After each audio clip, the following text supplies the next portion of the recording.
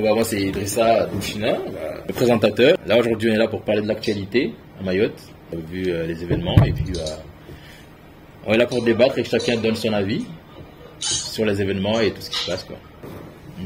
Bonjour à toutes et à tous déjà. Content d'être invité à participer à ce débat, ce grand débat, on va dire, qui nous concerne tous. Moi, c'est Dino, j'habite ici à Chambéry et j'espère qu'on va pouvoir trouver des solutions ou des mini-solutions pour au moins réfléchir et aller de l'avant. Moi, c'est Fatima. C'est la première fois que j'interviens aujourd'hui. Du coup, je vais d'abord voir comment vous fonctionnez, comment ça se passe, et puis donner des idées si j'ai des idées.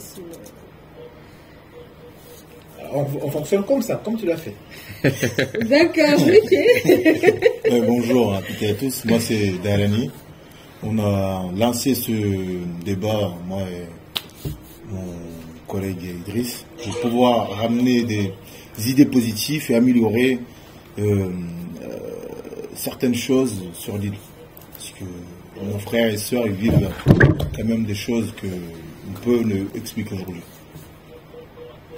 Bonjour à tous, moi c'est Omar Amada. Moi je suis sur place, je vis le contexte, d'autant que par rapport à mon milieu professionnel, on est vraiment au front, puisque le CHM se doit d'assurer son activité, à savoir la continuité des soins. Donc, ce qui fait qu'avec le contexte actuel, avec les barrages, c'est extrêmement compliqué. Donc, on vit la crise à 200%, j'ai envie de dire. D'accord. Et sur le lieu, sur place déjà, c'est comment exactement la situation, comment se passe, comment ça se vit? Alors clairement, j'ai l'impression que le territoire est divisé en deux secteurs. Il y a le secteur Grand Mamoudzou, donc à savoir de Passamaïti jusqu'à Majikavu, où là il n'y a aucun barrage. Donc les habitants de cette zone ne sont pas du tout impactés par le mouvement social. Les magasins sont ouverts, les magasins sont alimentés, donc on ne le ressent pas. En revanche, à partir de ces secteurs, de ces limites, c'est extrêmement compliqué. Moi qui suis de Sada, j'ai des nouvelles régulièrement de mes proches à Sada, et c'est vrai que quand on est cantonné entre le barrage de Chikoni-Sada, le barrage de Chissa et le barrage de Chirongi, il est certain que on n'a pas beaucoup de marge de manœuvre dans ce secteur. Les magasins sont vidés, même remplis, se vident à vitesse grand V, ce qui fait qu'il manque beaucoup d'arrêts. L'alimentation de base, on n'en trouve pas, parce que le riz il manque de la viande, il manque de gaz, parce que même quand c'est alimenté, on est vraiment en haute guerre, donc les premiers clients n'hésitent pas à se servir en masse, et ce qui fait que ça crée naturellement une pénurie. Donc il est vrai que c'est très compliqué. Et puis aussi il y a l'aspect déplacement pour les professionnels, parce que ceux qui sont hors Mamoudzou, ils ne peuvent pas se rendre au travail. Donc c'est l'économie en fait qui est à terre. Les plus petits sont en train de fermer progressivement parce que pas d'activité, l'emploi est menacé.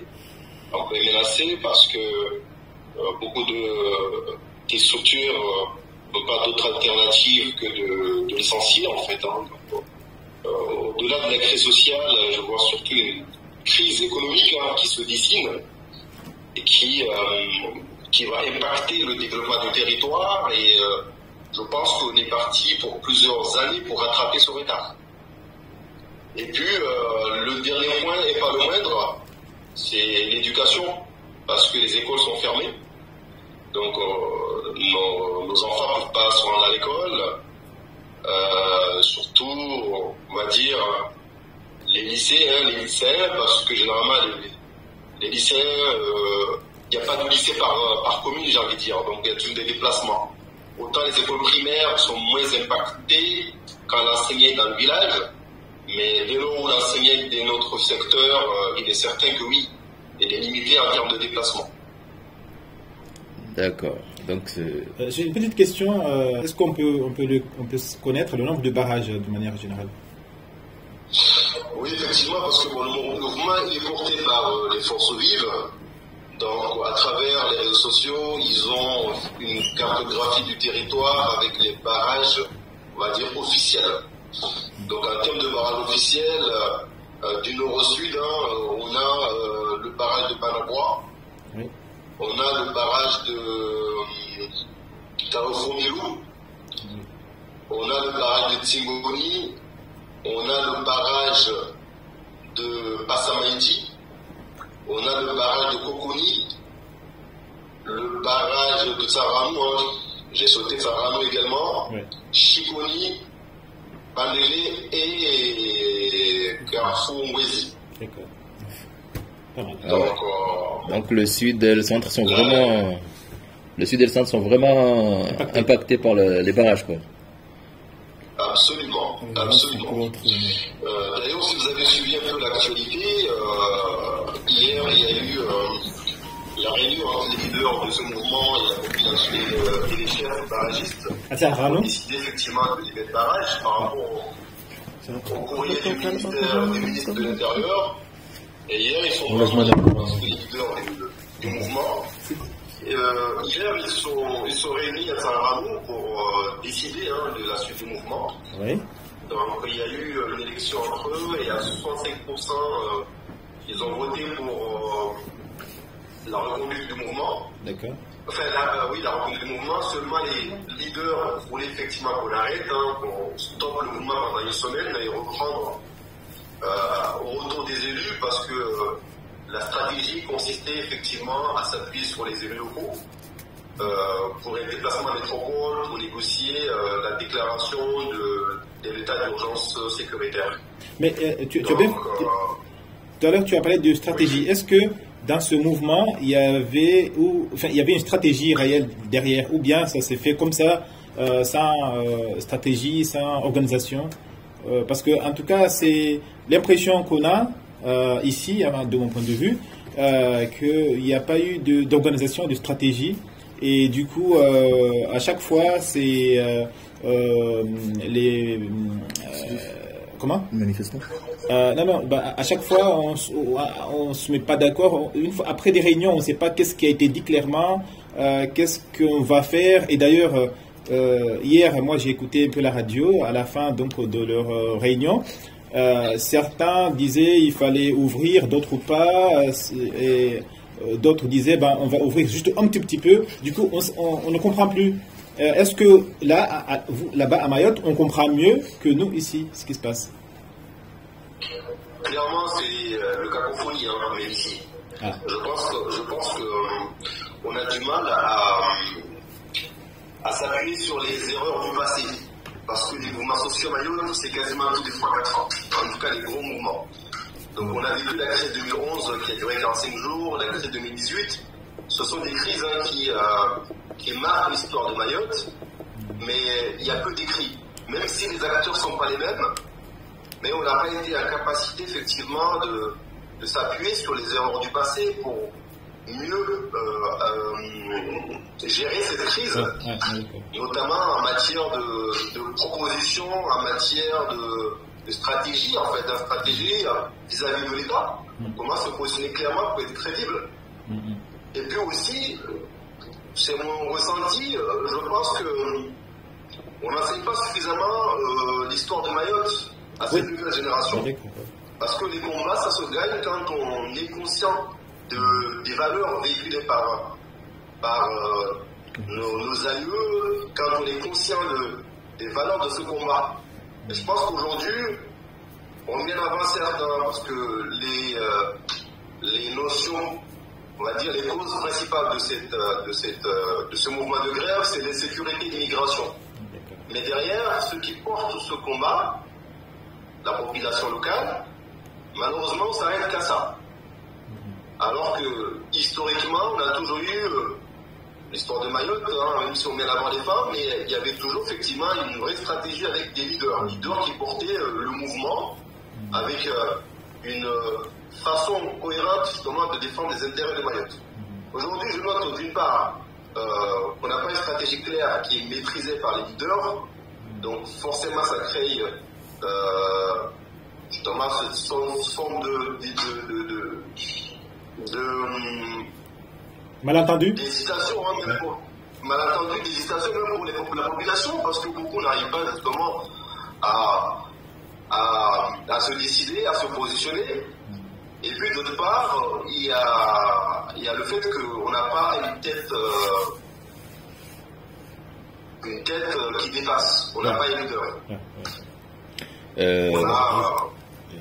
On peut comparer, hein, je veux dire, historiquement, il y a toujours eu Zélam Ferré, il y a eu Babana. Ouais. Aujourd'hui, on a tous, j'ai l'impression que chacun veut se positionner, veut montrer qu'effectivement, oui, il est la tête pensante, il est capable effectivement de sortir Mayotte de cette situation.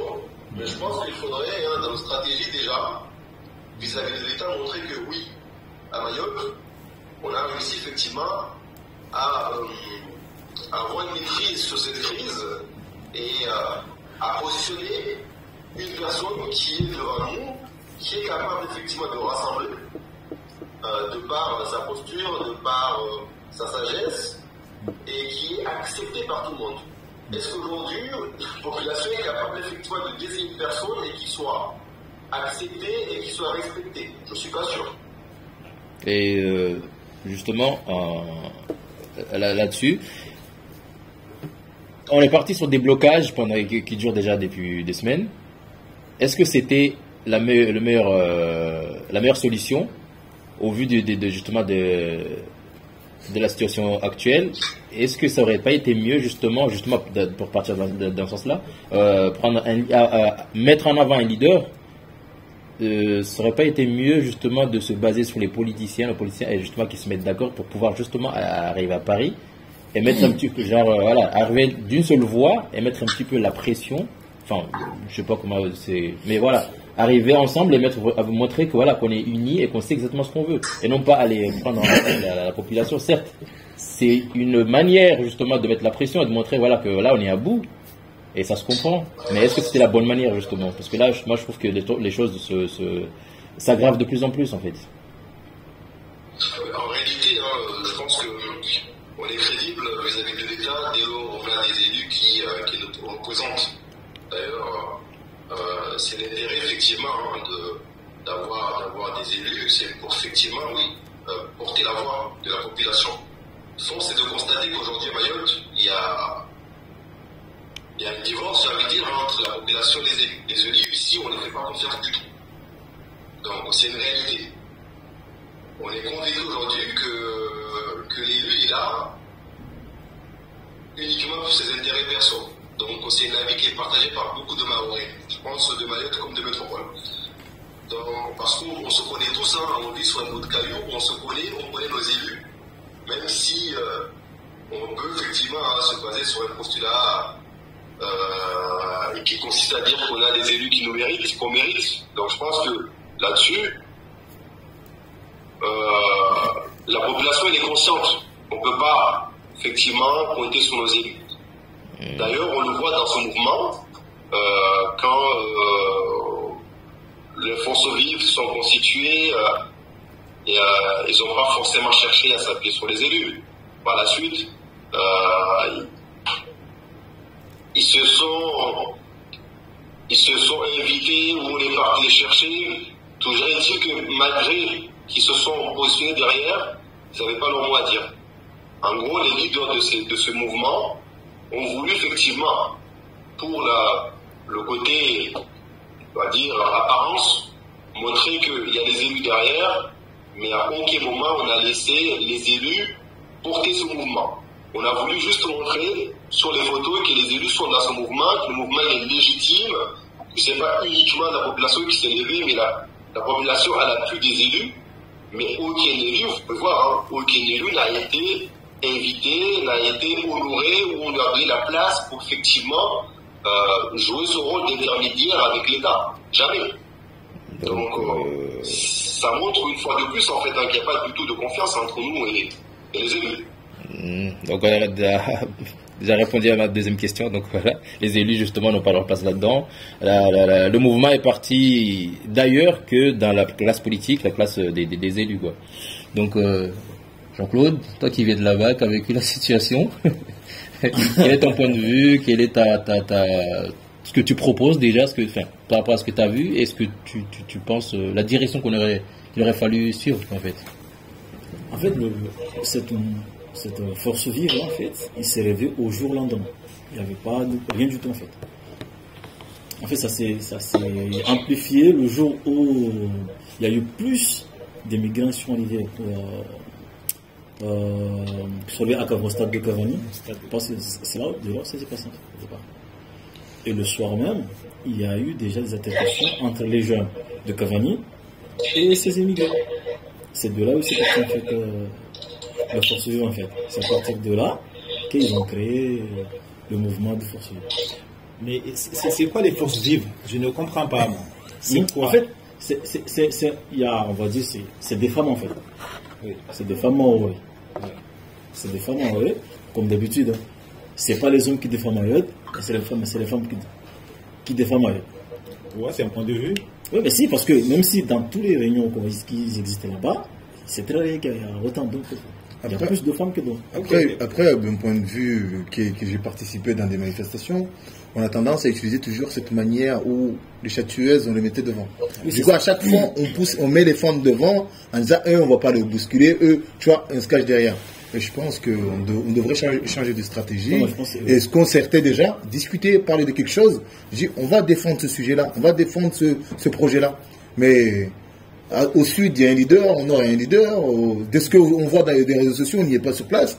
Mais quand tu regardes les vidéos qui circulent, partout il y a des manifestations, mais aucun n'est cohérent. Il y a l'autre qui parle de l'immigration, l'autre qui parle de carte de séjour, l'autre qui parle...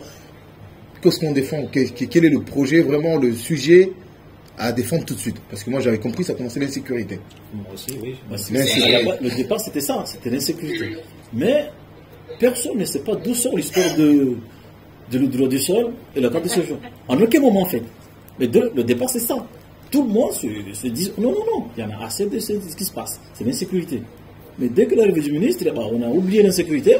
Maintenant on s'est basé sur la carte de séjour et le droit du sol. En tout cas, le ministre a fait son travail d'une manière extraordinaire parce que avant d'arriver sur Mayotte, il savait déjà ce qu'il allait dire aux Mahorais parce qu'il savait qu'en disant ça aux Mahorais, ils vont applaudir après il allait partir. Donc, alors que pendant tout ce temps, on parlait justement de l'insécurité, parce qu'il faut savoir qu'aujourd'hui, même avant, aller à l'école, il est extrêmement dangereux d'aller à l'école à Mayotte. Ouais, il est très dangereux d'aller à la plage. À partir de là, pour moi, c'était légitime qu'on mette en avant l'insécurité, en tout cas, ce que j'appelle, ce que beaucoup de gens appellent l'état d'urgence. Demander l'instauration de l'état d'urgence. Monsieur le ministre, tu ne pars pas d'ici tant qu'on n'a pas cette idée d'instaurer à Mayotte l'état d'urgence. Mais là, ça reste compliqué quand même, étant donné que déjà, dès le début, on n'est pas parti dans le même sens. Il n'y a pas de leader, il n'y a pas de... Les idées ne vont pas dans le même sens, en fait. Oui, et tout à l'heure, Omar avait... Juste un complément, en fait, effectivement, étant sur le territoire, je pense que le plus urgent, c'est vraiment effectivement d'instaurer un état d'urgence sécuritaire. Cette mesure fait partie des 5 points qui ont été portés par les forces vives. Ça, ce qui me frustre encore plus, puisque la communication qui a été faite pour pouvoir, entre guillemets, avoir un engouement derrière ce mouvement, pouvoir mobiliser la population, ils ont mis en avant ces 5 points. Et de savoir qu'ils ont réussi à déplacer 2 ministres sur le territoire, avoir réussi à a organisé une réunion de 4 heures avec les ministres. Ils n'ont pas été capables d'évoquer le point essentiel, l'instauration de l'état d'urgence. Je trouve que quand même, c'est une erreur à ce niveau-là. Complètement. Parce que j'ai compris qu'ils étaient 14 membres qui ont été conviés à cette réunion, plus les élus. Il aurait fallu à minima lire leurs revendications. Ben oui. À minima. Et puis bon, je pense qu'il ne faut pas non plus sous-estimer l'État, parce que le gouvernement, quand il a pris conscience de ce qui se passait à Mayotte et qu'il décide de déplacer 2 ministres, je pense qu'ils ont aussi une stratégie claire. Ouais. Et j'ai compris que la discussion, elle a tourné uniquement autour du droit de sol. Donc, même si effectivement, j'entends, on a un ministre de l'Intérieur qui maîtrise son sujet, qui a effectivement ramené le sujet sur son point, qui voulait vendre pour le territoire, nous aussi, on doit être capables aussi d'imposer ce que nous attendons du territoire. Là-dessus, on n'a pas été capable, malheureusement. D'ailleurs, c'est pour ça qu'on essaie de se rattraper mercredi dernier en disant que bon, maintenant on veut aussi l'instauration de l'état d'urgence sécuritaire. Pour moi, c'est bricolé. Parce que là, je suis désolé, mais à Paris, ils m'ont dit, mais attends, qu'est-ce qu'ils font, quoi? C'est des guignols. Ouais, bien sûr. Le courrier qui était envoyé par le ministre, c'est ni plus ni moins qu'un rapport des échanges qui ont eu lieu dimanche. Absolument. C'est un résumé. Il a touché sur papier ce qui a été évoqué, ce qui a été relayé par nos forces vives et par nos élus. Donc, dans ce courrier, effectivement, on ne parle pas du tout d'instauration d'état d'urgence parce que ça a été évoqué lors de cette réunion. Ouais. Moi, j'ai cherché le courrier, je ne l'ai pas trouvé parce que je voulais voir exactement ce qui avait été écrit. Mais j'ai le courrier là. Je pense que ce qui a été évoqué dans ce courrier-là et ce que le ministre a proposé là, pour moi, ce n'est pas la solution. Le droit du sol, s'il est éliminé, moi je trouve que ça va plus aggraver les choses qu'autre chose. Dans le sens où là aujourd'hui, dans la situation actuelle, nous avons parce que là, les gens partent, ils accusent l'immigration, les étrangers, tout ça, d'être responsables de la situation. Mais quand on regarde aujourd'hui, les gens, nous avons des gens qui viennent d'ailleurs, qui viennent pour chercher une belle vie, mais arriver sur place, il y en a qui viennent juste pour être sur le territoire, ne pas chercher à aller ailleurs. Et puis, il y a d'autres des jeunes, des enfants qui sont nés ailleurs, qui viennent et qui font leurs études sur le territoire. Une fois arrivés au bac, ils ont besoin de partir. Ils ne peuvent pas parce que voilà, ils ne sont pas de nationalité française, ils ne sont pas nés sur place.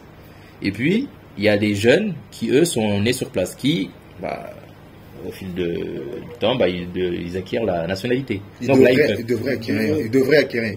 Mais il y en a qui l'acquièrent et qui peuvent partir. Mais, oui, mais une fois que et qu'en France, le droit du sol sera enlevé, moi je trouve que même ces jeunes-là qui seront nés sur place, ils ne pourront plus, justement. Ils ont fait leurs études, ils ont besoin de partir, ils ont besoin d'aller continuer, mais ils vont se retrouver aussi coincés sur place. Et là, déjà, les jeunes mahorais nés sur place ne peuvent pas, n'ont pas forcément envie de partir. Ils ont besoin d'utiliser les peu de structures qu'ils ont sur place, par exemple l'université. Mais là, ils ne peuvent plus parce qu'on les oblige, dans un certain sens, de partir, d'aller en France, de venir ici, à métropole, à la métropole, La Réunion et ailleurs, pour justement poursuivre les études. Mais là, si tout le monde doit rester sur place et qu'il y en a certains qui ont la possibilité de partir mais qui n'ont pas envie de partir, là, ça va justement aggraver la situation puisque ceux qui avaient la possibilité de partir ne peuvent plus partir. Et aussi, je pense que l'acquisition des visas qui apparemment bientôt ne seront plus territorialisés sera plus difficile à avoir parce que justement il va y avoir forcément des lobbies où les politiciens, par exemple ceux de La Réunion qui parlent déjà actuellement que la misère de Mayotte va se déplacer, va aller sur le territoire national et tout ça. Et forcément, il va y avoir forcément des des choses qui vont arriver, qui vont durcir justement l'acquisition du visa à partir de Mayotte. Donc je trouve que la solution, elle n'est pas du tout là. Du coup, c'est là, si on résume bien, on aggrave cette prison à ciel ouvert. Pour moi, oui, ça va être ça, parce que certes, une fois qu'on a le visa, on peut avoir accès à tout le territoire national, et même l'Europe, mais ça va être plus compliqué. On donne le droit d'étudier. Ça va pas être donné à n'importe qui. CAP, bac et compagnie. Cette histoire de visa, de droit du sol, les personnes qui sont ailleurs, enfin en métropole et ailleurs, ont le droit de débattre, mais il me semble qu'à Mayotte, on n'a pas le droit de débattre de ça. On ne peut pas mettre en cause cette histoire de droit du sol. On n'a pas le droit de dire que peut-être que ça ne va peut-être pas apporter ce qu'on veut. Enfin, on n'a même pas le droit de discuter. C'est ce que j'ai compris, non? Enfin, je sais pas. C'est devenu un tabou, ouais. Ah bon? Je savais pas. J'étais dans un lab cet après-midi, c'était un tabou. J'ai dit ça, là, je me suis fait... Du coup, on n'a pas le droit d'émettre nos opinions par rapport à ça. Non, parce que eux, c'est la solution. En fait, on leur fait comprendre. Et on était quand même sur 300 personnes sur le live. Et 300 personnes, pratiquement, m'ont descendu dessus, quoi. Quand j'ai dit que ça va pas désengorger, ça va pas désengorger la situation, tu vois. Ça va cumuler que des personnes au même endroit. En fait, le droit du sol, personnellement, moi, en le supprimant, ça ne règle pas la situation. Mais oui, ça ne règle pas. Parce qu'en fait, je pense que par rapport à ce droit du sol, en fait, du coup, il faut, je pense, contrôler le flux migratoire, en fait. C'est par rapport à ça. Parce qu'ils disent que l'insécurité, c'est par rapport à l'immigration. Les gens qui viennent et du coup... les enfants, les parents, ils sont reconduits aux frontières et du coup, les enfants, vu que c'est un territoire français et du coup, ils ne doivent pas faire reconduire les enfants. En fait, du coup, les enfants, ils restent, les parents, ils partent et du coup, c'est par rapport à ça. Et vu qu'à Mayotte, il n'y a pas beaucoup de structures en fait pour accueillir les enfants, quasiment, voilà, il y a rien, on va dire. Qui accueille les enfants qui n'ont pas de situation stable, qui n'ont pas de parents, comme ici en France métropolitaine. Du coup, c'est tout ça en fait qui va créer l'insécurité. Ça crée des bidonvilles, ça crée des bandes. Oui, c'est ça. Et du coup, le droit du sol, en fait, ça va rien arranger du tout. Ça va encore plus, comme toi t'as dit, en fait, ça va encore plus aggraver la situation parce que de toute façon, s'ils veulent venir, ils vont venir. Par n'importe quel moyen, ils vont venir. Du coup, c'est juste contrôler les flux migratoires. Contrôler dans quel sens? Est-ce qu'il y a un moyen de le contrôler? Ben oui, il faut contrôler. C'est comme par exemple, c'est par rapport à qui a ta porte. Tu vas fermer ta porte, tu vas ouvrir ta porte. Là, on parle de la mer quand même. Oui, je sais. Mais si l'État, ils veulent faire des choses, ils le font. S'ils veulent faire les choses, ils le font. S'ils ne veulent pas le faire, ils ne le font pas. Je pense que pour contrôler les flux migratoires, ça serait de libérer un petit peu l'archipel. Contrôler, il y a plusieurs façons de libérer l'archipel. Moi, j'ai pas fait de l'économie. Non, mais la personne qui a fait de l'économie, moi je suis électricien. Ça n'a rien à voir. Tu vois, c'est pas question d'économie ou pas économie. C'est qu'on a une vision de la situation et chacun impose son argument. Pour moi, contrôler ce flux migratoire, c'est la France, déjà, éliminer ce franc CFA de Comores. Tu vois, et imposer, faire des échanges égaux. C'est pas simplement les Comores, il y a plusieurs personnes aujourd'hui, on voit que c'est toute l'Afrique. Oui, mais pour l'instant, je parle de ceux qui sont à côté. Il y a une autoroute de l'Afrique jusqu'à Mayotte. Voilà. Parce qu'en me disant, si jamais les Comores, il arrivait quand même à s'épanouir en développement, peut-être que cette flux migratoire en venant, peut-être il y en a peu s'arrêteraient parce qu'ils trouveront que la situation elle est un petit peu équilibrée par rapport à chez eux. Ils peuvent se démerder là où ils sont, tu vois. Peut-être ça pousserait pas tout le monde à aller vers là-bas. Tu vois, je veux dire. Un petit bémol par rapport au développement des Comores, parce que on a un président dictateur qui fait que le développement, c'est pas pour demain. Oui, mais c'est le président dictateur. Comment il est là et comment il est maintenu là? Parce que moi, en 2009, quand je suis allé au Comores, tu faisais que ton carburant avec 30 € plein. Et c'était des sociétés arabes.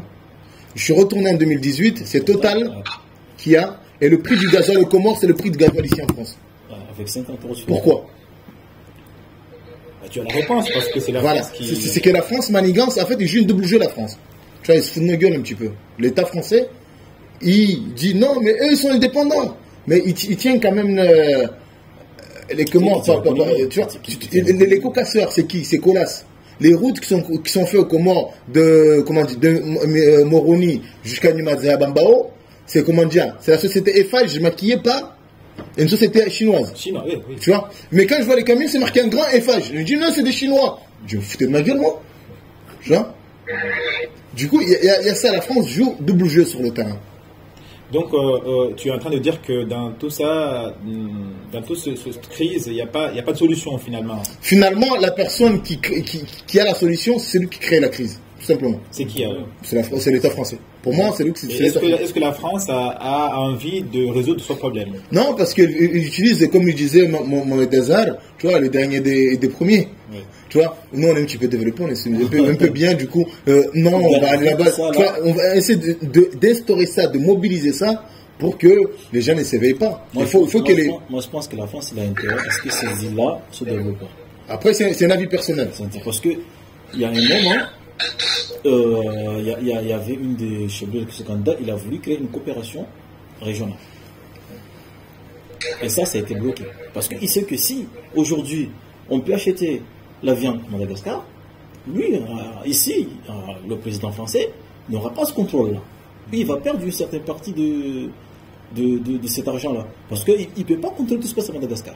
Parce que l'argent là-bas, certes, c'est fabriqué quelque part là-bas, ici, mais lui, il se dit, si je laisse acheter la viande à Madagascar ou le tomate ou je ne sais pas quoi à Madagascar, on va les avoir fait, mais lui, il ne pourra pas contrôler ça. Donc, pour éviter qu'on achète là-bas, il va imposer des tonnes de normes là-dessus pour dire, ça c'est trop compliqué pour nous, on laisse faire. Parce que si on arrive à créer une coopération, moi je pense que si on arrive à faire une coopération, je pense qu'il y aura moins d'immigration et moins de problèmes. Parce qu'aujourd'hui, l'Anjouani qui est là-bas, il produit plus de tomates que celui qui est à Mayotte, il se dit, je n'ai pas besoin d'aller là-bas, moi. Et alors, parce que j'ai acheté même mes tomates chez moi. Alors, qui bloque la coopération? C'est l'État français. C'est l'État français. Je pense que la réalité, c'est que le Mahorais ne veut pas non plus changer de paradigme. Le Mahorais, il y a une divorce entre les Comoriens et les Mahorais, on ne veut pas tant parler des Comoriens. Ouais. Alors que nous savons pertinemment, tant qu'il y aura un développement à deux vitesses, où Mayotte se développe et les îles Comoriennes sont toujours à la même position, il y aura toujours un déséquilibre. Il est certain que Mayotte va absorber, va être attiré. Vous me suivez? Donc forcément, ces flux migratoires ne vont pas cesser. Donc il est certain qu'aujourd'hui, on ne peut pas non plus compter sur un développement du territoire sans pour autant qu'on soit impacté par la migration. Mais aujourd'hui, quand vous parlez, c'est une réalité. Ok, Mahorais aujourd'hui veut entendre le développement des îles Comores, alors qu'on est dans le même archipel. La suppression du droit de sol ne va rien arranger. Pourquoi? Parce que, on le voit tous, tous ces immigrés qui viennent à Mayotte, c'est pas uniquement pour les papiers. Ben oui. Ouais, il y en a qui viennent parce qu'effectivement, ils veulent se trouver un petit boulot. Ils veulent pouvoir manger. Ils veulent pouvoir s'occuper de leur famille qui est restée dans les îles. Ils veulent éventuellement profiter des infrastructures, les écoles, la santé. Donc c'est une réalité en fait. Ces gens-là, ils ne passent pas forcément à partir de Mayotte. Il y en a qui sont là, j'en connais dans mon quartier, qui sont là depuis 15 ans, ils n'ont pas de papier. Ils sont là, ils ont des petits boulots, des petits bricoles, ça leur convient. Ils ont un petit salaire qui est conséquent par rapport à la vie à Anjouan ou dans le Comores. Et ils font des rotations tous les ans où ils vont partir au pays et revenir. Donc je pense que oui, dans tous les cas, c'est pas la priorité du territoire aujourd'hui. C'est une certitude. Après, je pense pas qu'ils il est certain que sont obligés de tant faire. que les îles continueront à s'enfoncer, on va forcément, reproduire les mêmes scénarios. Après, supprimer le droit de sol, ça veut dire supprimer. Parce que moi, quand j'ai fait le tour, j'ai fait le tour de l'archipel, Moïli, j'ai pas pu mettre mon pied. Au nord de Ngazidja, c'est pas très productif agricolement. Au sud, c'est très agricole. J'ai rencontré un Anjouanais qui m'a dit Animadza Bambao, par mois, il arrive à faire 2500 €, il ne paye pas de taxes, il ne paye pas de ceci, tu vois. Il est bien. J'ai un tonton, ça fait 20 ans qu'il est à la gendarmerie, là il travaille au service d'immigration. Lui, on a augmenté son salaire cette année-là, il est à 60,80 €, 20 ans de service. Tu crois qu'il y a des personnes comme ça, là, quand on lui dit, viens, tu vas cultiver mon champ, tu auras 600 €. Ils ne sont pas susceptibles à quitter les fonctions qu'ils ont. Tu vois, si on ne laisse pas, on n'essaie pas de trouver une solution, de travailler, comment dire, à des échanges égaux avec ces 3 îles, ce sera impossible de pouvoir avancer sans cette flux migratoire. Il y a donc la solution à ce cas-ci.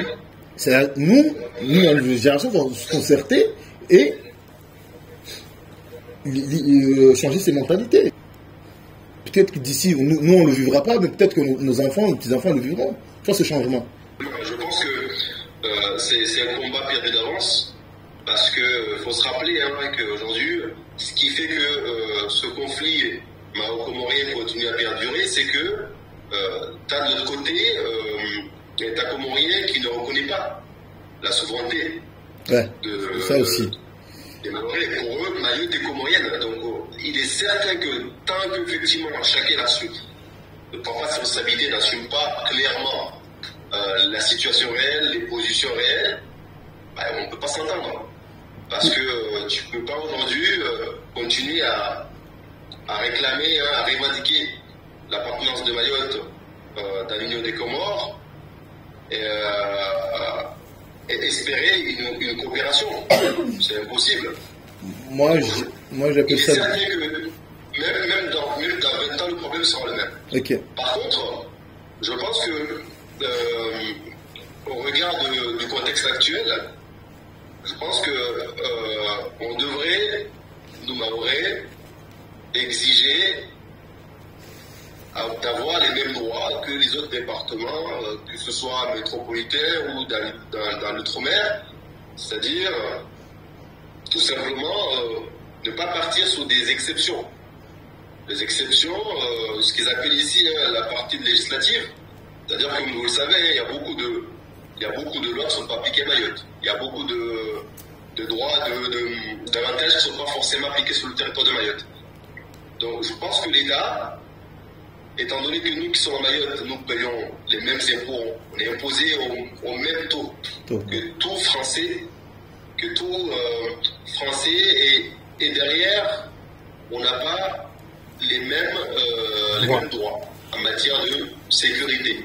Est-ce que vous ne pensez pas que aujourd'hui Mayotte était un problème pour la France? Sur le plan géostratégique, je pense qu'il y a beaucoup d'avantages pour la France d'avoir ce joyau dans l'océan Indien. Je pense aussi que la France fait stratège comme il est, sa présence n'est pas du tout le fruit du hasard. Ouais. C'est pas le fruit du hasard sur le territoire. Ouais. Je pense qu'ils ont beaucoup d'avantages qu'on ne peut pas citer dans le sens où ne serait-ce le fait qu'aujourd'hui le territoire, outre la position stratégique, mais quand tu vois ce que l'État gagne pour Mayotte, en contrepartie de ce qu'il peut effectivement récupérer, mais tu réalises que naturellement il y a des calculs qui se font. Parce que là, typiquement, les histoires de visa, de séjour, on parle de 5 millions d'euros. 5 millions d'euros qui sont récoltés chaque année par la préfecture de Mayotte. Donc, il est certain que oui, c'est un business qui tourne, et ils n'ont pas envie non plus de mettre fin à tous ces échanges entre les îles comoriennes, parce qu'ils ont aussi leurs avantages. Et je pense aussi, si aujourd'hui, chaque fois, le sujet de l'immigration et de l'insécurité reviennent, parce qu'ils n'ont pas envie qu'on se concentre sur les vrais sujets. On ne parle pas de développement économique, on ne parle pas de l'éducation, on ne parle pas de la santé, on ne parle pas de l'entrepreneuriat. Comme ça, ils pensent pas. À chaque fois, ça fait 10-15 ans qu'on tourne en rond, en fait. Est-ce que ce n'est pas une volonté, effectivement, de la France de nous maintenir dans ce bassesse, hein, parce que on peut pas aujourd'hui se dire qu'on a envie effectivement de propulser le territoire vers le haut, alors qu'il n'y a pas des vrais sujets de développement économique. Moi, c'est quelque chose qui me tabasse. Parce que malheureusement, même les intellectuels, en fait, hein, ils sont plongés, hein, tête baissée dans ces deux sujets-là, immigration, insécurité.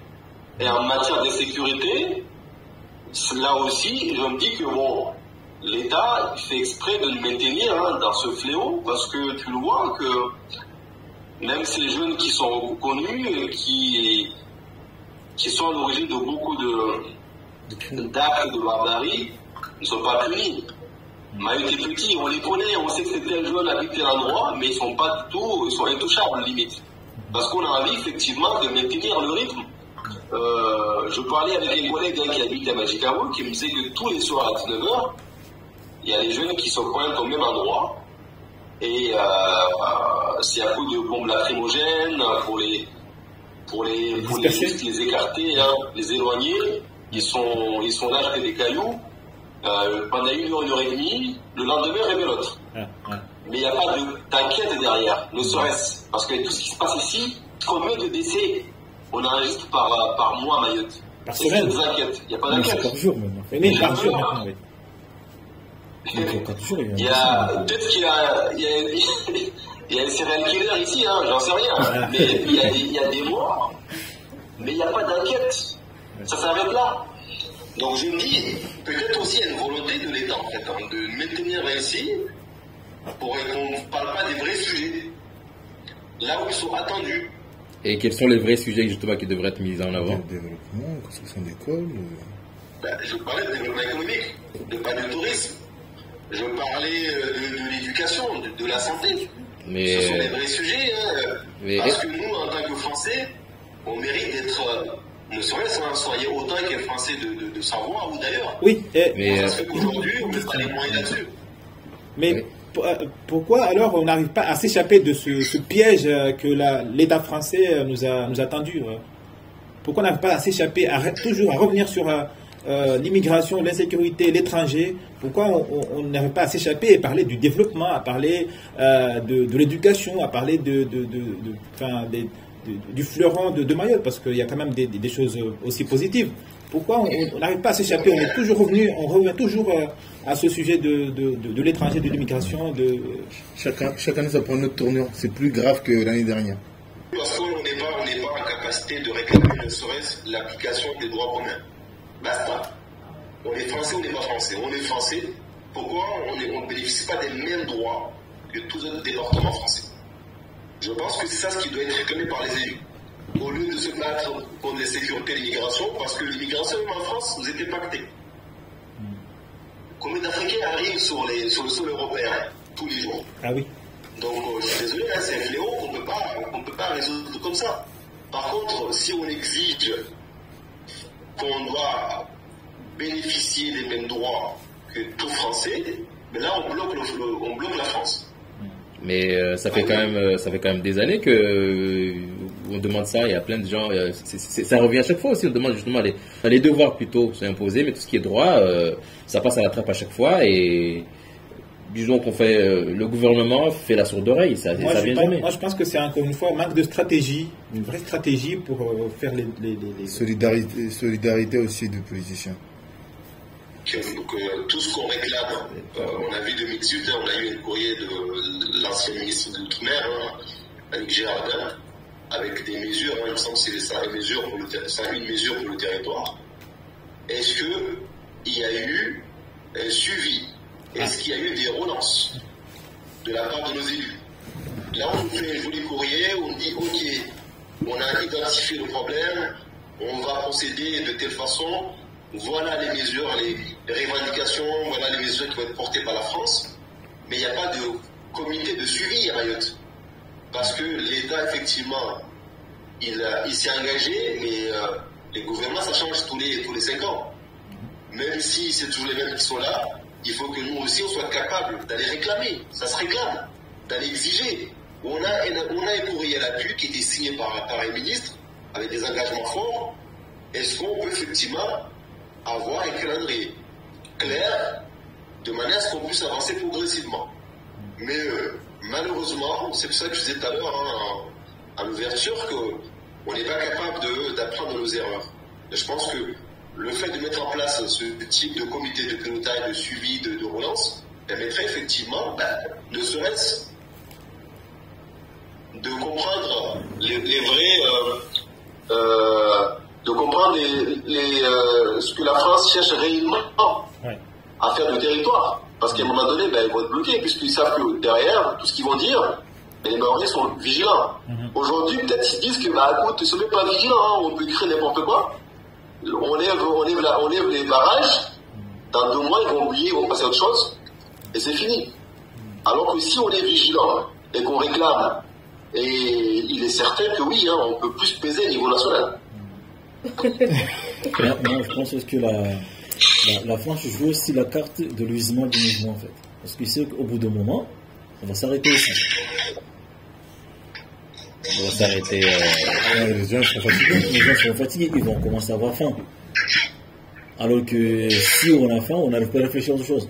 On pense plutôt à manger, on se dit, bon, il faut que je le fasse comment demain, je vais pouvoir construire une maison. On cherche plutôt à se nourrir qu'à se développer. Donc c'est pour ça que l'État joue tout. De toute façon, c'est pour ça qu'il est venu avec ces 2 mesures. Ouais. Donc en gros, Mayotte, ce n'est pas du tout un problème pour la France. Non, pour moi, non, personnellement. C'est un atout pour la France. C'est un atout. Ouais. Pour moi, il a beaucoup à y gagner. Quand je regarde des... Alors pourquoi maintenir ce peuple dans le comment dire, cette difficulté d'insécurité, Mais justement, il vient de le dire. Pour moi, c'est que il ne faut pas que vous vous éveillez, il ne faut pas que les gens soient éveillés pour revendiquer les vrais droits qu'il faut. Tu vois, tant que vous n'êtes pas éveillé, tout va bien. Tu vois, il faut vivre dans l'ignorance, il faut vivre dans la crainte, pour mieux oublier, il faut être dans la crainte. Il faut un suivi, il faut de la clarté aussi, je pense. Oui. Une traçabilité. Parce qu'on me disait que comment suivre nos élus, il faut avoir, des journalistes indépendants aujourd'hui. Parce que les journalistes qu'on a chez nous, c'est des journalistes plus financés par l'État. Du coup, il y a des choses, ils n'ont pas trop le choix que de se taire. Mais si on avait l'entrepreneuriat, si on poussait, on encourageait nos frères et sœurs qui entreprennent dans certaines branches, je pense qu'on aurait beaucoup de choses aussi. Tu dis qu'il n'y a pas des journalistes indépendants à Mayotte, c'est ça? Pour moi, oui. Et il y en a en 2024, comment se fait qu'aujourd'hui, il n'y a pas ces journalistes indépendants?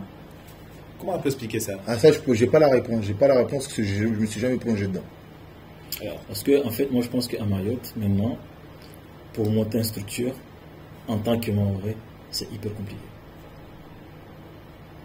C'est hyper compliqué. Moi, je dirais pas que c'est hyper compliqué parce que quand j'y étais, j'ai habité pendant 2 ans, parce que la majorité de certaines Maorés, ils veulent monter un projet, mais ils n'ont pas tout ce qu'il faut à la main. Tu vois, ils n'ont pas tous les filons.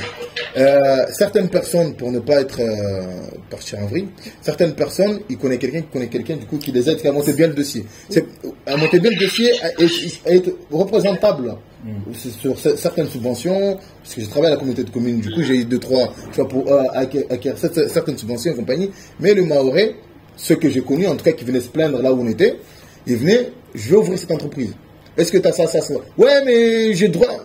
Tu vois, alors qu'il y a des documents à fournir, des situations à fournir, un projet étudié, bien élaboré à fournir, malheureusement, ils ne sont pas foutus à... Certains ne veulent pas faire l'effort, c'est même pas qu'ils ne sont pas foutus, ils ne veulent pas faire l'effort de ramener ce qu'il faut et quand il faut.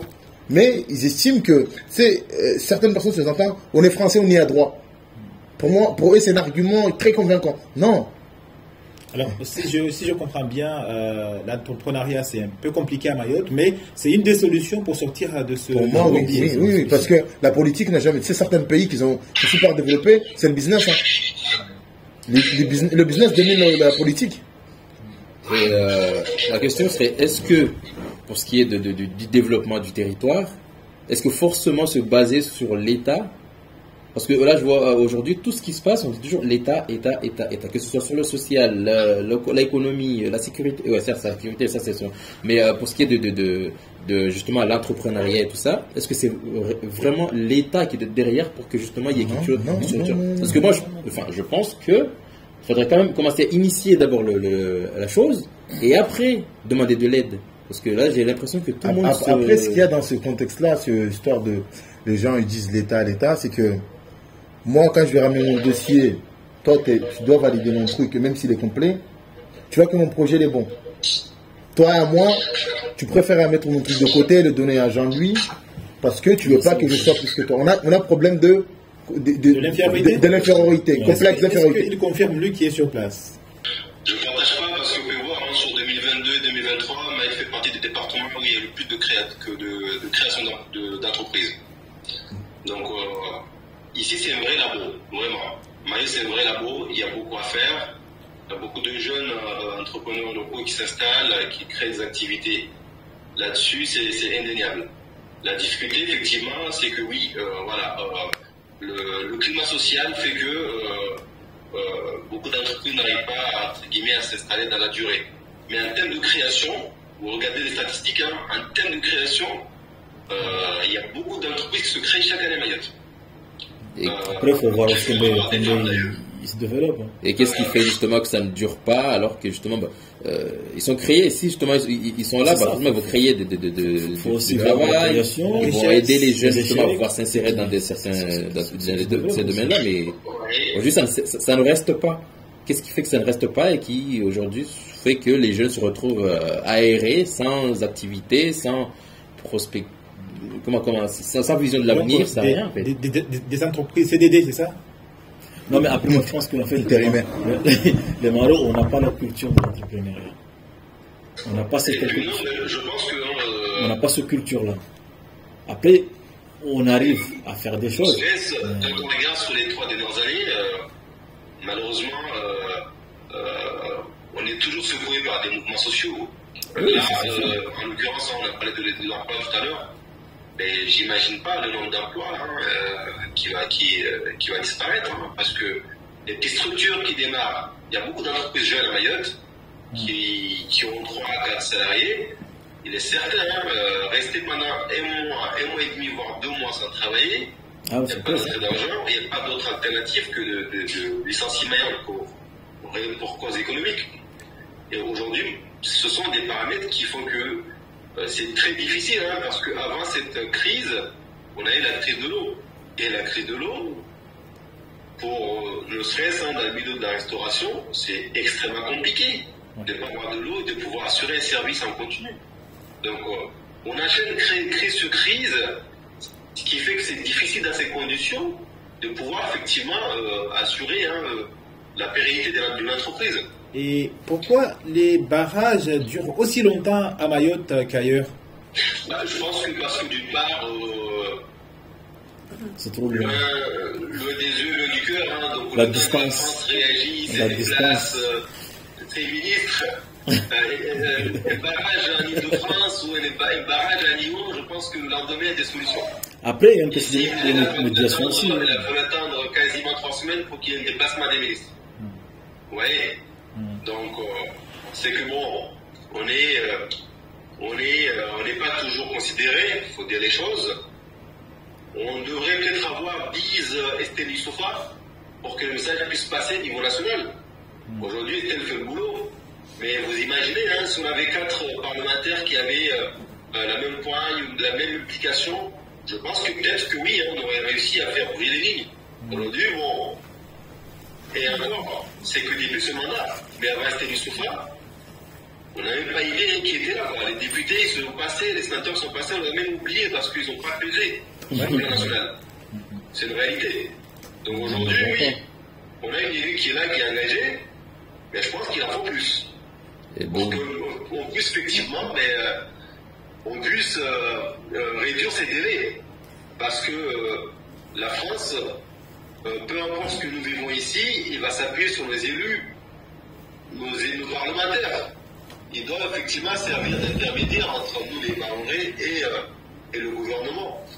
Donc, dès lors où on a un parlementaire capable effectivement de mettre à l'exergue ce que nous vivons, nos difficultés, on ne sera pas forcément entendu. D'où justement la question de début, là, est-ce que la solution était de bloquer l'île ou de justement d'abord faire une réunion et de mettre en avant des leaders, dont justement nos politiciens, et faire en sorte que la voix arrive, comment dire, voilà, en un seul pack, si je peux dire ça comme ça, pour que justement ce soit plus crédible, justement, pour qu'on les mette en avant. Mais là, le problème dans ce cas-là, en fait, les Marocains n'ont plus confiance aux politiciens. En fait. Que ce soit les parlementaires ou les élus locaux, bah justement, qui puissent justement se déplacer pour justement montrer qu'ils arrivent d'une seule voix et pour justement éviter le blocage des territoires qui est déjà fragile, déjà à la base. Oui. Jean-Claude a dit que... Si vous avez suivi un peu les travaux de nos parlementaires sur 2023, comme de fois Bernardine a souligné le fait qu'on n'était pas loin d'une guerre civile à Mayotte. Combien de fois, c'est une phrase que tout le monde a entendue. Oui. Donc, et c'était du sport pareil, combien de fois a mis en avant que Mayotte est en souffrance, et qu'il faut des actions fortes de la part du gouvernement, de la part des États. Force est de constater que ces messages n'ont pas réussi, entre guillemets, à être entendus et perçus par l'État. Faire des barrages, malheureusement, c'est la seule solution que nous avons les Mahorais aujourd'hui, en fait. On met notre économie à terre, mais on est convaincu que c'est la seule façon, effectivement, de se faire entendre. Parce que, bon, tout le monde est glacé, tout le monde est énervé, mais ça agit de partout et on peut potentiellement espérer être entendu. Mais voyons justement le temps. Comme tu disais, hein, les courriers, il y en a eu. Hein. Il y a eu des courriers, soit de la part de nos parlementaires, soit de la part de nos élus départementaux. Il y a eu effectivement des messages forts qui ont été passés, qui est pris de conscience de la part du gouvernement. Malheureusement, on est encore là parce que ces messages n'ont pas réussi à passer. Et Jean-Claude a dit tout à l'heure que le Maroc ne fait plus confiance aux élus. Est-ce qu'il n'y a que ça? Est-ce qu'ils ne font pas confiance aux élus? Ou bien il y a aussi une crise de l'autorité? Parce que moi j'ai vu, avant que la crise s'installe, ces mêmes élus sont allés à la télé pour décrédibiliser le préfet en disant que monsieur le préfet, tu es de la merde. Tu dois partir. Est-ce que ça, c'est un argument à sortir devant les médias? Ou bien c'est un argument, bien sûr, qu'on peut tenir mais dans son salon, quand il y a des manifestations. Mais est-ce que les élus, maintenant qu'ils ne sont pas crédibles, est-ce qu'ils étaient obligés d'aller décrédibiliser aussi le préfet? C'est leur chef. C'est leur chef. Je pense que là, en l'occurrence, c'était du show, en fait. C'est vraiment une manière de faire le buzz. En réalité, de faire le buzz, pourquoi? Parce que le préfet était déjà en fin de mandat. Ben oui, tout à fait. Il fallait partir. Donc, venir réclamer la tête du préfet, c'est juste une manière, entre guillemets, pour montrer à la population que oui, voilà, j'ai réussi à dégager le préfet, quoi. Alors que non, lui, il était déjà à la fin. Donc, pour moi, si c'est pas des buzz, je sais pas ce que c'est. Dans tous les cas, il est essentiel. Le préfet, c'est le représentant de l'État sur le territoire. On doit travailler avec lui.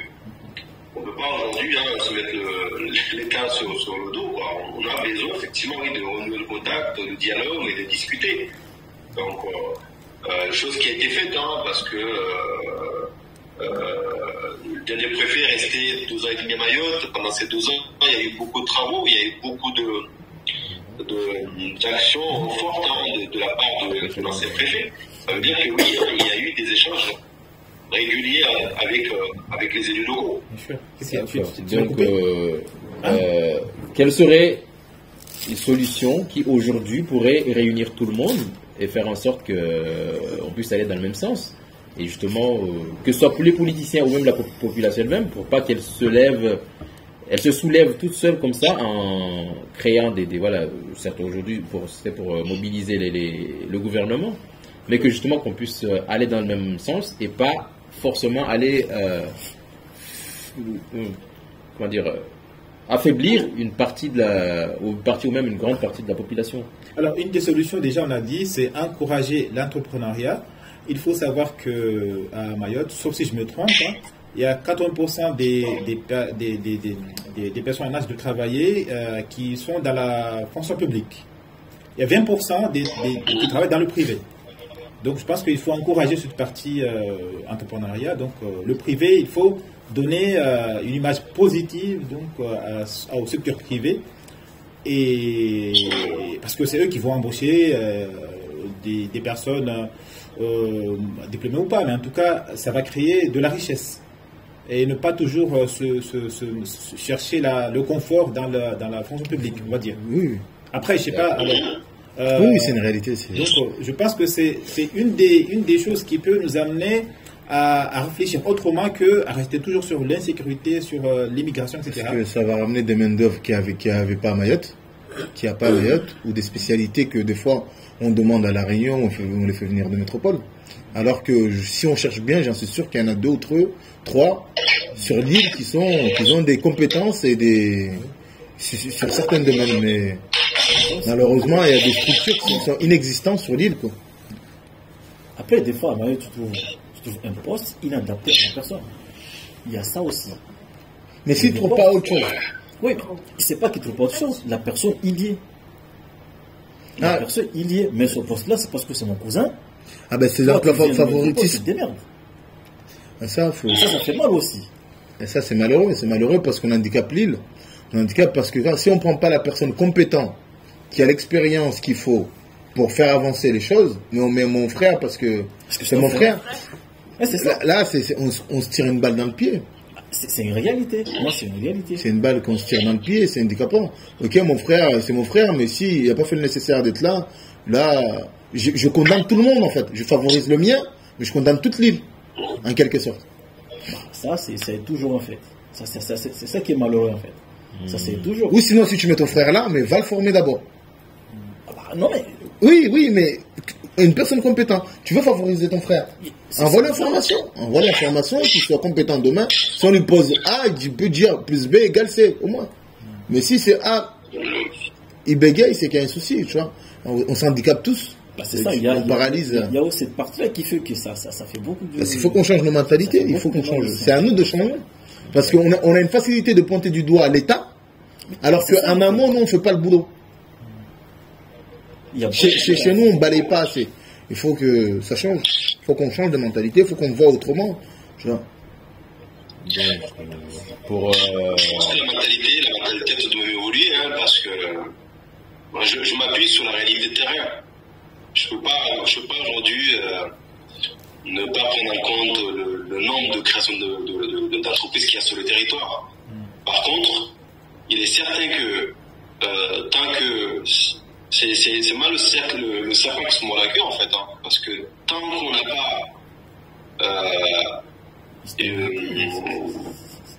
n'a pas ce sentiment de sécurité, on ne se sent pas en sécurité sur le territoire, malheureusement, ça motive pas les entreprises, effectivement, les entrepreneurs à s'installer, ça motive pas les investissements de l'extérieur, parce que on le voit. Non seulement il y a ce phénomène de sécurité, mais il y a aussi la justice. La justice aujourd'hui, j'ai l'impression qu'il y a une justice à 2 vitesses. Parce que combien de jeunes sont attrapés et sont lâchés? Vous voyez? Et parce que clairement, on le voit, combien viennent ici, s'installent et qui sont victimes. On voit leur structure qui vont être brûlés, on voit leur véhicule caillassé, il y a des dégâts matériels qui font que forcément c'est compliqué. Soit effectivement tu es courageux, tu repars à zéro, tu arrives, tu vois effectivement ton magasin a été cambriolé ou a pris feu la nuit, le matin tu es courageux, tu repars à zéro, tu n'es pas courageux, tu lâches tout, tu repars en France, en métropole, tu dis bon ça sert à rien. Donc il y a ça. Et surtout que souvent les auteurs de ces crimes ne sont pas punis. Donc ce côté-là, naturellement, fait que le territoire n'est pas attractif. Et donc pour conclure, chacun donne un petit donne son impression sur la situation et propose peut-être une solution. Comme ça a été dit plusieurs fois, il nous faut l'état d'urgence pour sécuriser le territoire. Pour que les enfants les élèves puissent aller à l'école, pour que les gens puissent aller à la plage aussi, c'est important. Non, mais et il faut aussi encourager l'entrepreneuriat parce que ça va créer de la richesse. On a besoin de la richesse pour prospérer. C'est aussi une stabilité, ouais. Voilà, une stabilité. Donc, je trouve dommage que on n'a pas mis ça en avant, l'état d'urgence. J'espère qu'aujourd'hui on va s'y mettre et que on va commencer à avoir un peu confiance et sortir de ce problème qui n'a... à vrai dire, beaucoup de personnes pensent qu'il n'y a pas de solution, mais moi j'ai envie qu'on sorte de tout ça. J'ai envie qu'il y ait une solution, même si je pense au fond de moi que ça va être très très compliqué. Du coup, je pense que la clé c'est la sécurité, parce que la sécurité avant tout, l'éducation et l'instruction, que ce soit à l'école, à la maison, du coup c'est la clé pour qu'on puisse avancer. Comme il a dit nous, aller à la plage et aller partout, parce que plus mais c'est vrai, parce que nous on est entouré de la mer, du coup on a besoin de sortir, de s'aérer, du coup nous l'éleveur, l'étude, c'est ça aussi, écoute. Du coup la sécurité, l'éducation, l'instruction. Moi je pense que il faut vraiment qu'on essaie de trouver une solution pour enfin, parce que là on se dit que le problème, c'est les voisins. Mais moi, je dis que si aujourd'hui, tu t'entends bien avec ton voisin, demain, tu vas le demander de l'eau sur ton voisin. Mais alors, si tu habites dans un immeuble, excuse, aller taper sur la porte de ton voisin pour avoir de l'eau, tu vas pouvoir mourir tout seul. On est bien d'accord là-dessus. Parce qu'en métropole, ici en France, on habite tous dans un immeuble, on essaie toujours de savoir qui habite à côté de chez moi. Pour espérer un jour, s'il y a un souci, tu appelles le voisin. Alors que là-bas, il y a 4 îles, on va dire, on ajoute Madagascar, on n'arrive pas à créer quelque chose ensemble. Si on arrive à régler un jour cette problématique-là, ah bah, je pense qu'on n'aura pas besoin de crier tout le temps la France, viens, viens, viens. C'est ça, la France est déjà là. Hein. Non, il est encore loin. Ah ben, ça se voit pas trop, en fait, ça fait la présence justement de la... C'est pour ça. Donc voilà quoi. J'ai l'impression que tout a été dit pour moi. J'ai l'impression que tout a été dit, c'est que la sécurité avant tout, parce que toute personne qui se lève le matin qui a peur d'ouvrir sa porte, prendre un bouffée d'air, ou qui a peur de dormir chez lui profondément, je pense que c'est super dur. Ça, c'est vivre l'enfer dans ce bas monde, quoi. Si tu te lèves le matin, tu sais pas comment sortir, tu rentres chez toi, tu sais pas comment dormir, tu t'es éveillé, tu veux veiller sur tes enfants, tu veux veiller comme... Il n'y a pas de vie, c'est un cauchemar ce que tu vis matin, midi et soir. Et si ça, c'est pas réglé, il n'y a rien qui changera. Et, ça va être de pire en pire et ça va cultiver ça va teaser la haine et ça va finir en guerre civile. Du coup, l'idéal, moi, c'est qu'on puisse trouver des solutions, se concerter, ces jeunes, les parents qui sont là, de ces jeunes, pouvoir s'asseoir quelque part et trouver une solution. Parce que tout le monde connaît tout le monde. Et si on arrive à remettre de l'ordre, c'est tout le monde qui est bien. Que ce soit ces étrangers, nous, eux, tu vois, c'est tout le monde qui est bien. Du coup, on doit régler le problème en interne. Pour moi, l'État... il ramènera la force, ok, imposera, mais ça ne réglera pas tout si nous-mêmes, on s'est pas mis d'accord pour régler le problème par nous-mêmes. Parce que lui, il viendra avec des lois et compagnie, mais est-ce que toi, au fond de toi, tu seras d'accord sur le sujet? Quand tu dis nous-mêmes, c'est les maires. Non, je parle des citoyens, je parle des gens qui vivent sur l'île. Parce que il y a celui qui a dit vaut mieux convaincre que vaincre. Parce que ce qui est convaincu est déjà vaincu. Tu vois? Du coup, moi, je suis décédé. Non, vaut mieux convaincre que vaincre.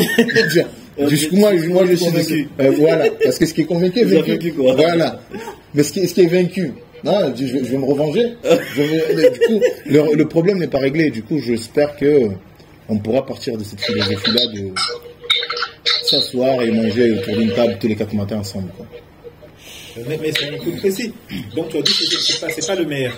Donc les villageois, mais c'est quoi? C'est le chef du village? Parce qu'il y a un problème d'autorité, il y a un problème Non, de... quand je dis, c'est. Là, on voulait boucler la chose, parce que. Quand je vais aller un peu loin, c'est que. C'est quand tu arrives quelque part, on te fait comprendre que tu n'es pas chez toi. Oui. Tous les 4 matins, on te pointe du doigt, tu n'es pas chez toi, tu n'es pas chez toi, tu n'es pas chez toi. Et c'est toi le malheur qui nous arrive. Forcément, tu t'éloignes. Et tu vas chercher des gens qui te ressemblent. Et ça se peut que ce n'est pas la bonne fréquentation à faire. Ça va créer des meutes. Et du coup, moi, je l'ai vécu un petit peu en arrivant en meute, parce que j'avais un meute en 94. Et tous les matins, on me faisait comprendre que tu n'étais pas chez toi. Tu vois. Et c'est vrai qu'à arrivé à un stade, j'avais de la haine. Je sais qu'il y a des cousins à moi qu'on traîne ensemble. Ils ne faisaient pas traîner à côté de moi parce que dès qu'ils sortaient une blague, je les frappais. Si j'avais une certaine haine, non, mais ça avait cultivé une haine à moi que je me demandais pourquoi mon père m'a ramené ici, tu vois. Et pourtant, mon père, il est de Sata, il est maoré. Mais à chaque fois, on m'a dit Bokoyole, matin, midi, soir, tu vois. Et c'est de l'harcèlement. Et chaque matin, quand tu es harcelé comme ça, certains ne se retrouvent pas dans la société, tu vois, ils sont exclus de la société. Donc, et c'est malheureux. Tu veux dire que la société est tellement divisée aujourd'hui? Oui. Et il faut essayer de trouver une solution. Une division. Ouais. Je ne sais pas si ça va être facile ou dur, mais je pense que c'est irrémédiable ça. Comment y remédier en fait? Mais comment nos parents et nos aïeux ont fait pour vivre ensemble? Parce qu'il y avait quand même des immigrés avant, toutes ces années, sans avoir ce problème-là. Parce que je me souviens qu'avant, oui, comme tu dis, on était tous une communauté, on vivait tous ensemble, on mangeait ensemble. Mais aujourd'hui, je ne sais pas si je vais dire grâce ou à cause du vivre ici en France métropolitaine, chacun on se reparle même plus, tu vois l'autre à côté, tu regardes comme ça, tu dis même pas bonjour. Du coup, en rentrant à Mayotte, et là tout de suite ça a divisé. Ah, c'est un tel, mais on se dit ça, même pas bonjour. Ça c'est des cas comme dit nous, tu vois. C'est que chacun commence à avoir un peu de monnaie dans sa poche, je dis mais je suis mieux que toi, tu vois. Mais moi, c'est ce qui se passe aujourd'hui. Oui. On se parle même plus, on se voit. Parce qu'on a oublié nos valeurs. Du moment où on oublie notre culture, notre tradition, tu vois, c'est qu'on est perdu un petit peu. C'est que on s'approprie des codes, pour moi personnellement, on s'approprie des codes qu'on peut se l'approprier. Mais n'oublions pas qui nous sommes. Tu vois, c'est que souvent quand on discute entre nous, on dit on utilise ce drapeau, on est français. Mais avant d'être français, t'es quoi? T'es maoré, t'as une histoire, t'as une culture, je veux dire, tu sais, moi je rentre à Mayotte en 2018 et il y a un gars, un journée, puis moi je suis arrivé à Mayotte, je l'ai connu là, à Sambouane. On dit, madame, viens, achète-moi à boire. Et un gars qui était là à côté, je ne vais pas citer son nom, il dit, depuis quand il a journée, il a fait maoré ici. Tu vas direct, tu vois. En gros, à Sambouane, elle n'était pas légitime de me dire, de l'offrir quelque chose.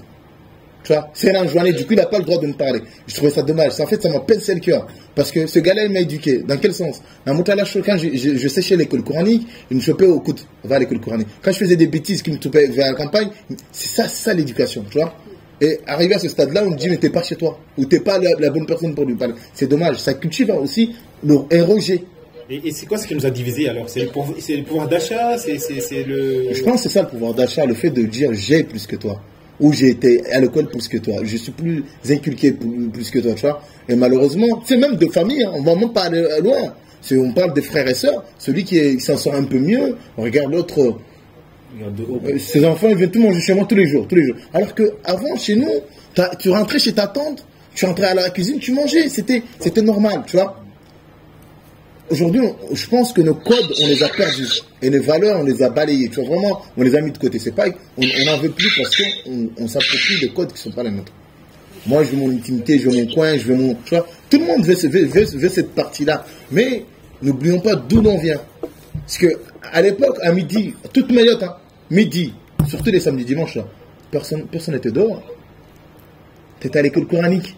Et le voisin qui te chopait dehors, gare à toi. Parce qu'il te frappait, tu n'avais pas intérêt de rentrer chez toi et de dire qu'on t'a frappé. Parce qu'il y avait cette éducation, comment dire, de quartier, de famille, de village, tu vois. Tout le monde était responsable de tout le monde. Mais aujourd'hui, mais ça c'était avant. Pourquoi on dit ça avant? Mais aujourd'hui, j'ai pas le droit de frapper ton enfant parce que la loi stipule que. Oui, tu vois, mais c'est pas ce qui explique la sécurité. La métropole, c'est pareil. Là-bas, il y a beaucoup d'individualisme qu'ici. Chacun vit chez soi avec son enfant et sa femme. Là-bas, il n'y a pas d'échange. Hein. Vous comprenez? Ouais. Eh oui. Je pense qu'ici, hein, tu as dit quelque chose d'intéressant. Tu as dit qu'il y a 30 ans, comment ça se fait qu'on avait bien cohabité avec ces gens-là? Je pense qu'on a bien cohabité avec ces gens-là parce que, d'une part, ils n'étaient pas aussi nombreux qu'aujourd'hui. C'était une migration qui était, on va dire, modérée, qui était limitée. Et puis aussi, c'est qu'il n'y avait pas d'écart. L'écart n'était pas aussi conséquent entre les îles Comores et Mayotte. Mayotte était aussi pauvre. Ouais, donc aujourd'hui, les gars se croisent tous les matins en fait. Hein. Tu as des côtés, une île qui se développe, les autres se développent pas. Donc une forme de lumière dans le noir. Hein. Et une lumière dans le noir, ça attire en fait. Donc ce problème de migration ne va jamais cesser. Tant qu'il y aura cet écart-là, ça va jamais cesser. Ça, c'est une certitude. Parce que tu peux pas obliger des gens à rester sur un territoire où ils n'ont pas à manger, ils n'ont pas de situation. C'est impossible. Dans tous les cas, hein, il parle des rideaux de fer. Même avec ce fameux rideau de fer, les gens vont traverser. Ils ont rien. Ils ont rien. Moi, écoute, moi, j'ai pas grand chose à dire. Tout était dit. Je pense que, j'espère que on pourra faire de libre-échange, surtout le business. Pour moi, le business peut tuer Et la création aussi des structures pour accueillir les jeunes ou les enfants qui ça, n'ont pas... Mais si. Aussi, oui. Ça serait une solution, je pense, pour éviter que les jeunes se retrouvent dans la rue. Oui, mais ceux qui sont là, mais moi, aussi les encadrer et qu'ils aient une, comment dire, un sens à leur vie. Que ça soit des formations ou, je sais pas moi, mais des structures sociales qui accueillent les jeunes. Parce que pendant les vacances, par exemple, il n'y a pas assez de structures où les enfants peuvent aller jouer, par exemple. Il y a des communes où il n'y a pas de plateaux, il n'y a pas de terrain, il n'y a rien du tout. Et les jeunes, ils font quoi? Faut aller à la plage. Non, on va à la plage. Nous, on n'a pas de plateau, on va à la plage, pas de problème. Faut jouer à la plage. Du coup, voilà, même de la plage, il y a des communes à Mayotte, il n'y a pas de la mer. C'est vrai? À la rivière, non, on joue à la rivière. Bon, la bêtise. Non, mais c'est vrai. Mais juste pour revenir sur ce qu'elle a dit, effectivement, il n'y a pas, ce qui est paradoxal, il n'y a pas de structure pour accueillir. Et c'est le territoire où la densité explose. 800 habitants au kilomètre carré. On jette un caillou, ça tombe sur quelqu'un. Donc c'est impressionnant. Maintenant, comment y remédier? Alors Omar a dit qu'il y a trop de monde. C'est vrai, mais comment on peut faire pour qu'il y ait moins de monde? Le problème, en fait, ça, là, comme on dit, on reprend l'exemple des Africains, en fait. Eux, ils vont là-bas pour demander le droit d'asile. Une fois qu'ils sont révoqués, ils font quoi?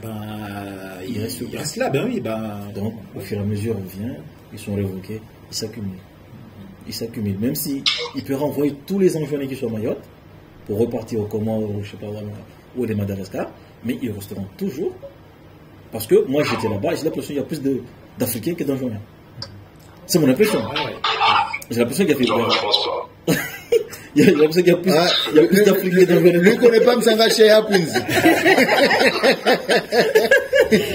Non, mais après, c'est l'impression. Toi, tu parles de la ville. Oui, mais c'est ça. C'est la ville. C'est ça, en fait. L'avantage de ceux. Mais c'est la ville. Il y a un problème. À la ville, effectivement, parce que eux, ils ont la chance de faire des petits business. Ils ont des situations qui leur permettent de circuler. C'est pour ça que tu les vois à la ville comme ça. Non, mais le problème, comme ils savent ils vont pas être expulsés. Oui. Ils s'en foutent en fait. Mais justement, ils ont cette situation, cette liberté de pouvoir circuler. Voilà. Mais ils s'en foutent en fait. Mais les voisins, ils se cachent dans la forêt parce que à chaque matin, ils sont poursuivis. Et c'est là où c'est dangereux parce qu'on ne sait pas où, qui fait quoi, où. Tu vois, tu vas te promener avec ta gadji, un petit balade en amoureux, et bim. Tu vois, c'est dommage, tu vois. C'est pour ça. Il faut recenser ces gens, il faut les savoir qui est qui fait quoi, tu vois. Trouver une solution. Comme on a dit, la solution c'est le développement et la sécurité. Oui. Parce que on est d'accord qu'on ne peut pas arrêter quelqu'un qui veut rentrer sur Mayotte. C'est très compliqué. Surtout qu'il a tout perdu parce que moi, ce que je voulais rajouter, c'est que moi, Sénégalais au Sénégal, et je sais que Mayotte est un département. Je me dis que j'arrive à Mayotte et puis demain je serai peut-être à Paris. Sauf que j'arrive à Mayotte, je reste sur Mayotte. Oui, parce que voilà, en fait, là, récemment, ils ont su qu'il y a un filière. Une autoroute. Voilà, il y a un filière qui existe. Il y a des gros bateaux qui récupèrent le monde jusqu'au large de Coma. Et là, il y a des petits bateaux qui récupèrent au fond de l'eau de Mzamboro. Ils savent qu'une fois qu'ils arrivent sur l'eau de Mzamboro, c'est les gendarmes qui vont le récupérer pour le débarquer en Tranquillement, oui. Il n'y a pas de souci, c'est eux qui vont le chercher. C'est les gendarmes qui vont le récupérer. C'est normal, c'est tout à fait normal. C'est normal. Et donc là maintenant, il y a même une cassure entre les Mahorais et les gendarmes en fait. Il y a aussi cette... Ce qui est grave quand même, hein, ce qui est grave. Ah, parce qu'il se dit, nous on n'est pas protégés, mais eux ils sont protégés. C'est le sentiment qu'on leur laisse, parce que quand ils manifestent, je sais pas en ce moment si c'est pacifiste ou il y a des trucs, mais quand ça vient avec des coups de flashball et compagnie pour revendiquer la sécurité, c'est le sentiment qu'on te donne. Quand le moment où tu es persécuté matin, midi et soir, tu te lèves et tu dis écoute, j'arrive plus à respirer, on te lance encore une autre fumigène. C'est ce qui a relancé les baraques. Bon, moi je pense que le début de solution serait dans ce qui est économique. Ouais, ça repart et qu'il y ait d'activité économique, la société puisse avoir des occupations, que ça va, mais aussi le social. Je pense que l'État a vraiment délaissé Mayotte, parce que on se dit français, mais si on doit aller à chaque fois mendier à chaque fois, alors qu'on est censé être comme tout le monde, à un moment, on se sent plus dans cet aspect-là ou d'être français, quoi. Donc je trouve que... Et aussi, tout le monde se retrouve perdu. Tout le monde se retrouve n'ayant pas sa place. Donc voilà, comme ces jeunes-là qui se retrouvent perdus, voilà, derrière, il n'y a pas de... On ne sent pas appartenir à ça. Donc après, derrière, il y a les petits aussi qui cherchent à se trouver un sens à leur vie, aussi à survivre. Et puis voilà. L'État a failli à ses missions, n'a pas suivi. Mais aussi, nos élus aussi doivent aussi se mettre dedans, ne pas seulement attendre de l'État... qui fasse tout. Donc voilà, il faut qu'on mette aussi la pression à nos élus pour que derrière il y ait des changements visibles sur place et pour tout le monde. Et puis moi, en complément, je mettrai l'accent surtout sur la convergence des droits, la convergence des droits communs. Je pense que tant qu'on ne sentira pas français avec les mêmes considérations qu'un français d'ailleurs, il serait difficile de se projeter sur le territoire.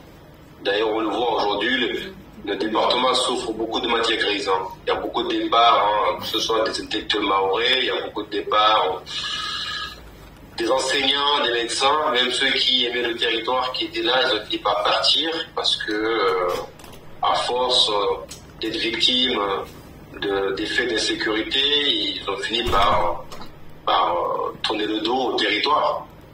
Et puis, quand on parle de développement économique, je parle aussi du tourisme. Et il est certain que dès lors où on ne sent pas sécurité sur le territoire, ça va être compliqué d'attirer qui que ce soit ici. Ah, c'est sûr, oui. Ouais, je disais que le labour fait partie des richesses de Mayotte. On met en avant que Mayotte a fait partie des îles qui ont les meilleurs labos du monde, mais on n'est pas capable de se vendre. Ouais. D'une part, parce que il y a cette promesse de la piste longue qui n'a jamais vu le jour, parce que pour être attractif, il faut déjà qu'on puisse avoir de la concurrence au niveau de l'aérien. Aujourd'hui, on a des promesses, mais on n'a jamais vu une volonté réelle de l'État, effectivement, d'entamer les travaux de la piste longue, parce que oui, avec 1500 € de billets, un touriste n'a pas hésité, entre la Réunion et Mayotte, son choix est vite fait. À la Réunion, tu as un billet à 600 € aller-retour, parce qu'il y a 4-5 compagnies. Ouais. Donc c'est quelque chose qui pénalise le territoire, en fait, complètement. Parce que le touriste qui vient sur un territoire ne va pas uniquement faire du kayak, ne va pas uniquement faire de la plongée, il va consommer local. Donc ce sont les entreprises, les restaurants qui vont faire l'activité, il va dormir. Donc en termes d'hébergement, pareil, là on propulse l'économie, il va aussi être des souvenirs. Donc c'est sûr que oui, si on arrivait ne serait-ce à 10 000 touristes réels, pas des familles qui rendent visite à leurs proches, c'est sûr que oui, on pourra aussi Là, on se sent visé, là. Hein. donner des idées à beaucoup d'entrepreneurs locaux pour effectivement permettre un vrai développement du territoire. Et puis je finirai par l'éducation. En matière d'éducation, je pense qu'en termes d'infrastructure, c'est là où l'État a surtout investi à Mayotte. Il n'y a jamais eu autant de construction de collèges et de lycées à Mayotte. Vous regardez, hein, aujourd'hui, on est avec plus d'une trentaine d'établissements de second degré. Donc il y a des collèges et des lycées parce qu'ils sont pleins de répondre aussi aux besoins de la population. Avec 10 000 naissances par an, naturellement, ces enfants-là, il faut les enseigner. Donc les collèges et lycées, il y a ce qu'il faut. Autant les écoles primaires, il n'y a pas, puisque c'est porté par les communes. Donc les communes n'ont pas les moyens. Aujourd'hui, on est sur une configuration de rotation. L'un qui vient le matin, d'autres l'après-midi, parce qu'il n'y a pas plus d'écoles primaires. Hein. Vous voyez, ne serait-ce dans vos villages respectifs, il n'y a pas plus d'écoles primaires, hein, ce sont les mêmes. En revanche, les collèges et les lycées, il y a pléthore. Mais ça reste toujours des générations sacrifiées. Parce qu'il y a beaucoup d'écoles, il y a beaucoup de lycées-collèges, mais il n'y a pas d'enseignants. Les enseignants qui sont dans ces collèges sont nos cousins et nos cousines. Combien finissent dans ces écoles? C'est parmi les gros recruteurs sur le territoire. Tu arrives avec un bac plus 3, bac plus 4, bac plus 5, tu n'as pas de boulot, tu finis au rectorat. Parce que, effectivement, on n'arrive pas à attirer des enseignants diplômés avec certifiés, avec des CAPES, avec des agrégats. Donc là-dessus, est-ce que nos cousins cousines qui assurent l'enseignement de nos enfants, de nos frères et sœurs, est-ce qu'ils ont suffisamment d'expertise et est-ce qu'ils ont suffisamment d'expérience pour pouvoir garantir un enseignement de qualité? Je m'interroge. Moi aussi, je m'interroge. Dans la durée. Mais je pense que pour moi, c'est très dangereux. Ouais, on est d'accord. Et je pense que là-dessus, il y a une inconscience de la part de la population, de nos élus, même du gouvernement. Je pense que le gouvernement il est conscient, mais bon, on fait avec les moyens du bord. Dans tous les cas, il faut recruter, on recrute à tour de bras, sans pour autant qu'il y ait des critères de sélection. Aussi parce qu'il n'y a personne qui veut venir. Hein. Ouais. Nous, à notre époque, au collège, au lycée, je pense qu'il y avait 95%, si ce n'est plus, d'enseignants métropolitains. Peut-être qu'il y avait 2-3 locaux qui étaient là, mais c'était principalement des métropolitains qui venaient pour enseigner. Parce que l'île était, entre guillemets, attractive. Aujourd'hui, ce n'est pas le cas. Aujourd'hui, on a beaucoup de locaux qui sont là, mais qui gardent les enfants, quoi. Donc, pas l'expérience suffisante. Ouais. Il y a aussi beaucoup de métropolitains qui sont là, qui n'ont pas non plus l'expérience. Parce qu'aujourd'hui, on ouvre les recrutements à l'extérieur. Oui. Donc, il y a beaucoup de personnes de l'extérieur qui postulent, qui sont recrutées, mais qui n'ont pas été non plus par le banc de l'école. Hein, parce que pour moi, ça ne s'improvise pas. Hein. Absolument. Enseignant, c'est métier. Oui, c'est métier. Et pédagogue, tu ne peux pas aujourd'hui, parce que tu es bac plus 5, tu veux enseigner. Bien sûr. C'est un métier que ça prend. Bien oui. Ouais. Et aujourd'hui, moi quand je vois ça, c'est ce qui me fait le plus mal, parce que je sais que c'est plusieurs générations qui sont sacrifiées à moi. Je suis à 200% avec toi. D'accord, Omar, merci beaucoup. Merci Omar. Merci Jean-Claude. Merci à tous. Merci. Dis-nous, Da et Fatima qui a disparu. Merci comme collecteur de nous avoir accueillis sur ce débat. Espérons trouver des solutions pérennes et que ça avance. Il faut revenir à la base.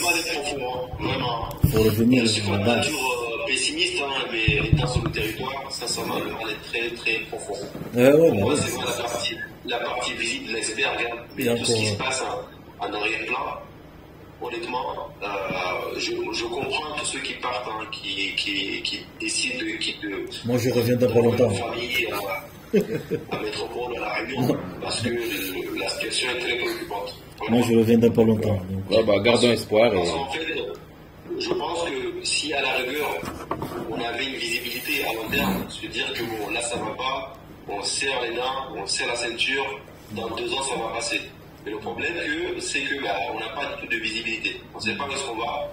Au contraire, on a l'impression que la situation se dégrade tous les 4 matins. Donc c'est compliqué de se projeter. Oui. Ouais, Ok. malheureusement. Ok, malheureusement. Bon, bah, sur ce, bah, nous finissons cet échange sur ces bonnes paroles et merci à tout le monde.